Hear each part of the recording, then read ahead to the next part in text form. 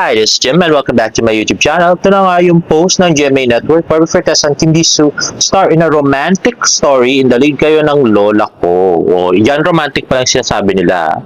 At ito naman post ng ni Bintot14. Sabi, ang dami ma-in love dito kung bagay sila. Ito nga yung behind the scenes ng video ni Jisoo at saka ni Barbie Fortesa. Na cute. Right now guys, meron na nga siyang 4.9 million views. Napakamabenta ni Barbie. Puro billion ng mga views ni Barbie ngayon. Grabe. Kumbaga, love na siya ng mga tao sa pagiging single era niya. Grabe. At ito naman post ni John Pinote, ayan na fall na si Barbie kay Oppa Kim. Ayan, may mapaganyang scene sila. At ito naman, TikTok video galing kay Iris Sky. More pictures of Barbie and Jisoo. Ayan pala, nag-ano pala sila, Korean costume. Dun sa daig kayo ng lola ko. At ito yung medyo nakakainis na nakita ko na pinost ng Jimmy. Ayan, Barbie Fortesa at Kim Jisoo, bagong love team na nga ba? O, diba? Binigigil nila ako ng very slight. At yun nga post ni Nelson Canlas, yung interview niya kay Barbie Fortesa, ang dami nga nag-comment dyan, 80 yung comments. At isa na ako dun guys. So, dinidemand nga namin na GMA, please strike while the iron is hot. Kung kailan sikat ang barda sa paghihiwalayin. Naku. May 32 likes na yan. At mostly ng mga comments doon ay nagdidemand din na ibalik ang tambalan nila Barbie at David. Ito pa nakakainis na article ni Nelson Canlas. New love team alert. GB actor Jisoo. Bisit. Para sa daig kayo ng Lola Oko episode lang daw ito sa interview ni Barbie Fortesa. Marapit na rin daw magbalik ang tinap nila ni David Licao po. Di ba? Ba't kagawa ng bagong love team? Meron naman sikat na love team, di ba? Pero in fairness, ang cute nila dito para mga Korean actors. At ito nga post ni Miss Carla Angeline, ikaw na ikaw, Barbie Fortesa. Tapos nag-reply naman si Barbie na, wow, a photo you can hear po ba? Thank you, Miss Carla Angeline. At ito nga Instagram post ni Barbie Fortesa. Hindi ko alam kung IG story or Instagram post mismo. Binura daw, sabi nung friend ko, sabi, where to go, my love? Ingat lagi. Ayan, from Barda. Ayan nga, the pretty Barbie Fortesa in Calvin Klein. At yan nga, may kape siya. At next, ayun naman pala, kaya pala nakakiitim si Barbie, ay pumunta pala siya sa burol ni Miss Gloria Romero.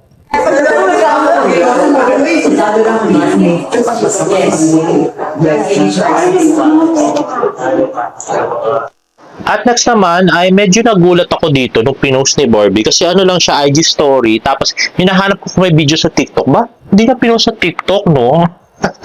So, anong meron, Barbie Fortesa? Ba't may kailangan pagkatakat na ganyan?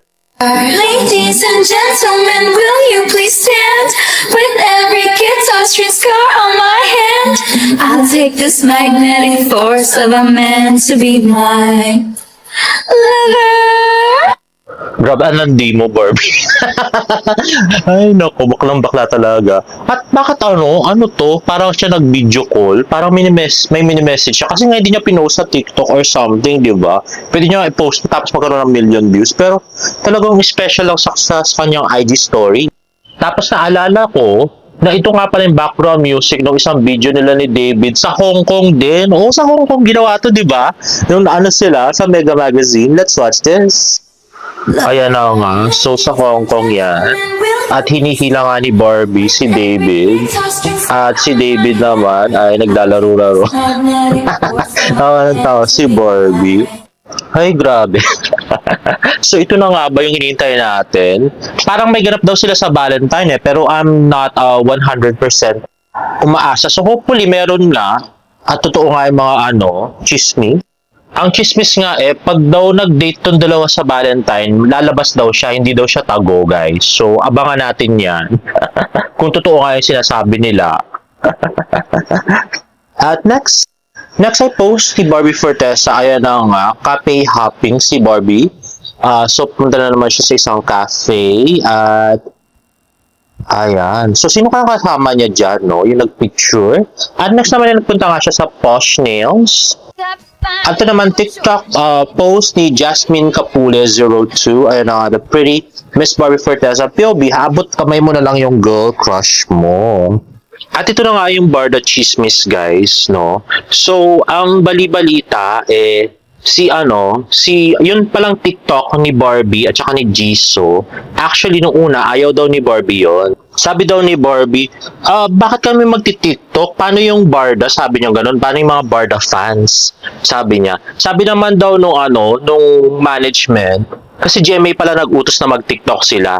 Sabi nila, hayaan mo na kaming bahala, sabi daw ganon. Ang sabi raw yata, ito ay para ma-divert yung attention ng mga Barda fans, yung mga galit na fans, tsaka mga CVs, sa pelikula ni Sanya at saka ni David.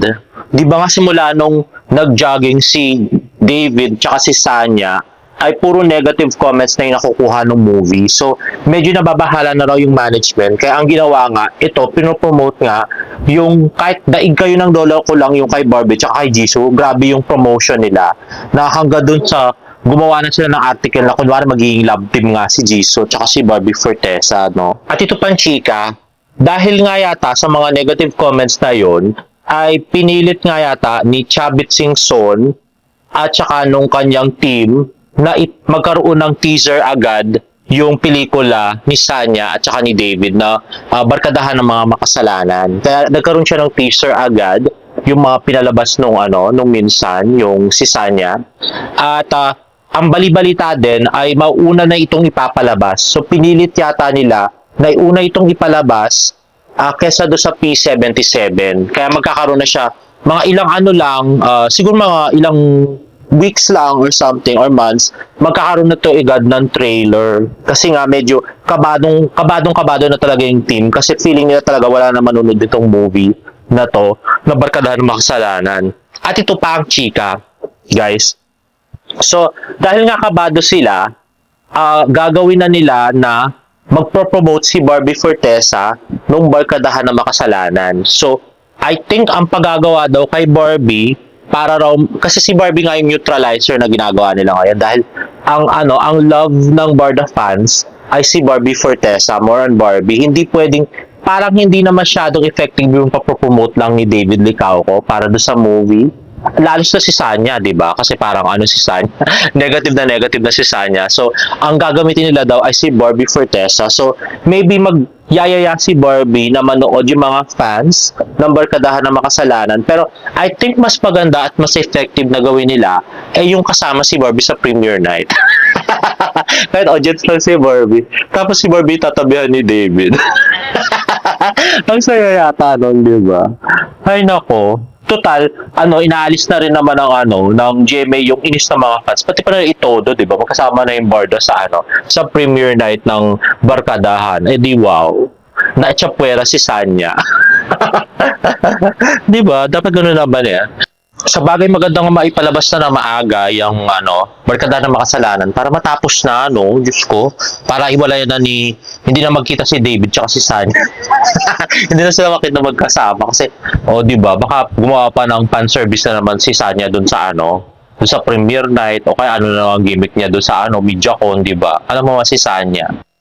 Anyway guys, if you like this video, please give it a thumbs up and please subscribe to my YouTube channel for more Barda updates. See you in my next vlog. Bye!